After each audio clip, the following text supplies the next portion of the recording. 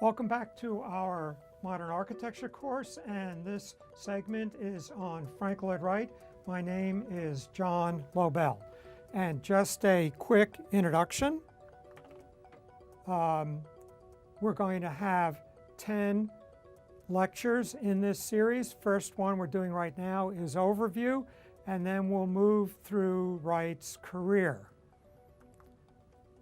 A little bit about me. I'm a professor of architecture at Pratt Institute, studied architecture at the University of Pennsylvania.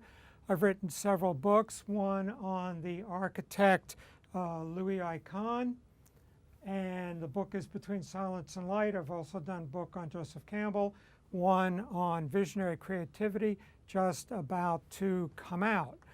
I am director of research for a project called Timeship. Look that up, timeship.org. You might find it interesting. I have a couple of dozen of my lectures on YouTube. I have a website that relates to my book on visionary creativity, and you can find out more about me at johnlobel.com. So, our overview of Frank Lloyd Wright. Wright was born in 1867. What do you associate that date with?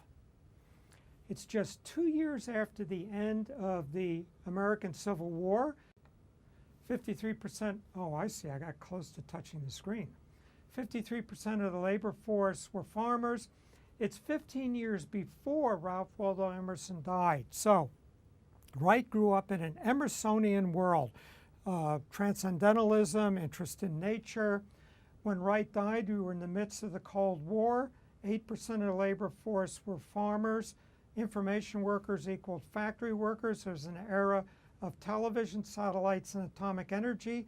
And just 2 years after Wright died, President John F. Kennedy announced that we would be going to the moon. So you see this huge span of change over the course of Wright's life. He did over 1,100 designs and over 500 completed works all over the United States. If you look at this map carefully, you can try to pick out the states where there are no Frank Lloyd Wright buildings, but it's most of the United States.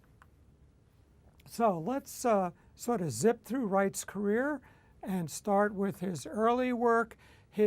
One of his first projects was his house for himself and his family.